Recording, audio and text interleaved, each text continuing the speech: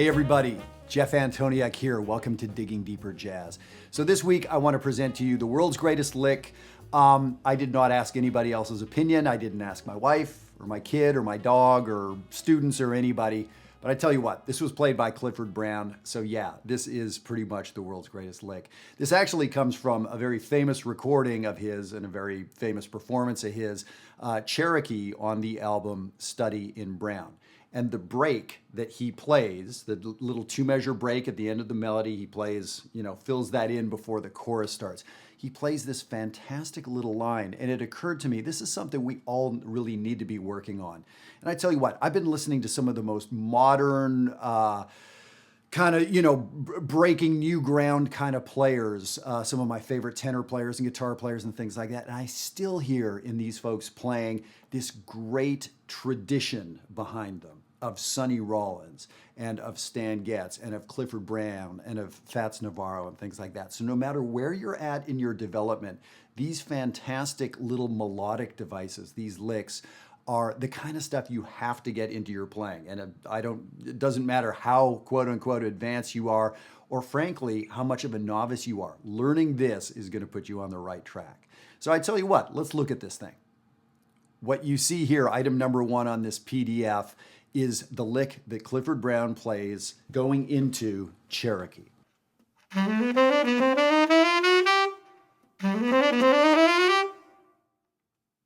I'm calling that the world's perfect lick. It has this fantastic tonal center to it. So it's very much in the key of C, in the key that I have it here. Clifford Brown originally played it in B flat. I'm just putting it in C so that we can all look at it in the same key. So it has this fantastic scale part to it. It has an enclosure. If you don't know about enclosures, definitely look back at some of my previous videos. Find out about enclosures. It has this great enclosure, and then it ends with this fantastic chromatic run from the flat third up to the fifth. And that's a hallmark of so many great licks. And those of you that have studied with me, especially those of you who are on Jazzwire with me, we work on that lick 100 different ways. Here's 101, Clifford Brown. So yeah, this is something I want you to be working on. And I want to show you how we can use it in some different settings. By the way, send me a email to diggingdeeperjazz@gmail.com, and I would be happy to send this PDF off to you. Okay, so I tell you what, let me play this in the context of the song Cherokee, just so you can hear kind of where he uses it, where he puts it, and then we can sort of go and expand it from there.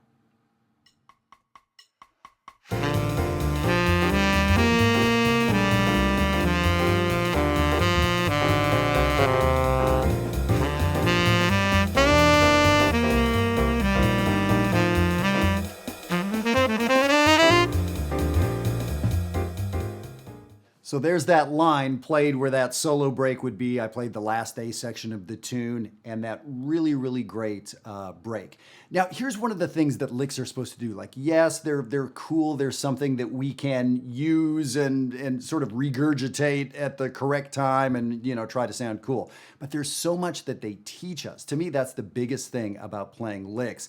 It isn't to, have this thing that I can pull out of my pocket, but it's that it teaches me so much. So this lick, in that spot, that solo break, the chord changes that we would see there if we were in the key of C would be D minor, G7. He's not playing D minor and G7. In this instance, Clifford is thinking ahead to the tonality that he's going to be in, C major in our example here. And so he plays a lick that's in that key. He already sort of starts there. It's one possibility. He could have played a 2-5. There are other things he could have done. But in this instance, he was playing a really great lick in the key that he's going to arrive in. So, I mean, that right there is a big lesson. I hear people playing breaks and they're not quite sure what to do, or it's kind of random, or not really sure how to organize themselves harmonically and melodically. Well, first of all, here's a fantastic lick that you could just use in one of these solo break situations, but it teaches us sort of a more important lesson. So I think that's a pretty big thing. Now, if you listen to Clifford's solo, or if you look at a transcription of it, you're going to find that he uses this same lick In other places in the solo, in other harmonic areas, he actually just uses these exact same notes, not even necessarily transposing. So there's little elements of this lick that he takes apart and uses in different places. So for me, that really tells me this is something he valued, this is something he practiced. You know, this exact thing. This isn't something I don't think he improvised in the moment. This is something he had worked on. He had under his fingers. It was in his ears. He heard this sound. It would come out at various times in different places over the tune. And it's kind of cool. This lick actually works very nicely displaced in time. So he starts it on beat 3 of the measure. 1, 2, ba ba doo ba dot, and then he starts. It actually works fantastically starting right on the downbeat. So you can see on the PDF, example number 2, all I've done is written out the exact same lick, but written it out starting on beat 1. So let me do this. I'll play a little bit of Cherokee for you and listen for this lick. I'll slow down the tempo so you can hear it a little bit better and see if you can hear places where I'm playing it starting on beat 1.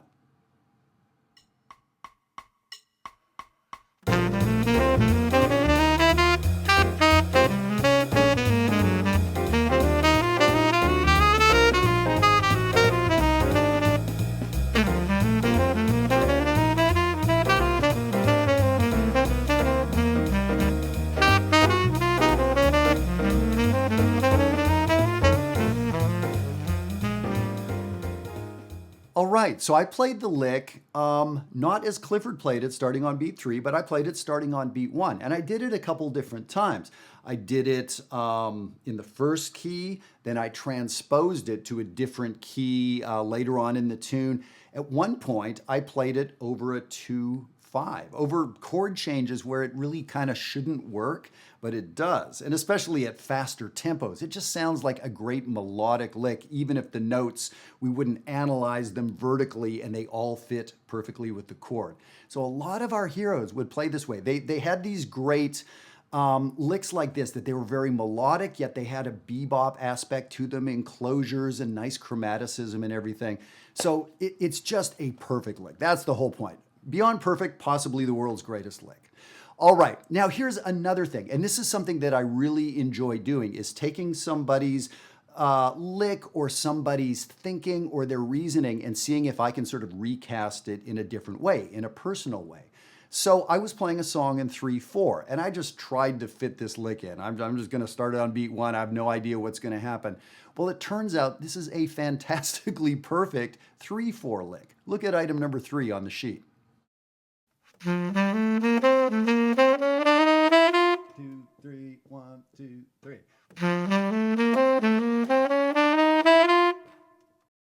So you're probably used to hearing it in 4/4 right now. I'm not sure if you could hear the 3/4 in there, but it actually fits perfectly in 3/4. So now there's nothing wrong with quoting Clifford Brown, with taking a famous break that he played and you yourself playing it. You should never be embarrassed about that, and you should do it. But now we can slide it to a different place in the measure. And it becomes less likely that anyone's going to really know that was a Clifford Brown lick. You've already displaced it in time. So now you take it into 3/4. So these are sort of the ways where you can take a genius's sort of idea and recast it in your own ways. Now, there are many times taking a 4/4 lick into 3/4 does not work, or vice versa. Does this lick work in minor? Well, I leave that up to you to decide. Does this lick work over a dominant chord, or does it only work over a major chord? Well, those are the experiments you should do, and you should use your ears to try to figure out how to do it. But that's where this sort of gets really exciting. Let me do this. I'm going to play the song Bluesette, a great 3/4 song that happens to have some major 7-chord areas that would be kind of nice for this to fit. So I'm going to improvise a chorus of Bluesette and see if I can fit this lick in 3/4. So now you can hear Clifford's lick displaced onto beat 1 and now translated into 3/4. Let's hear what this sounds like.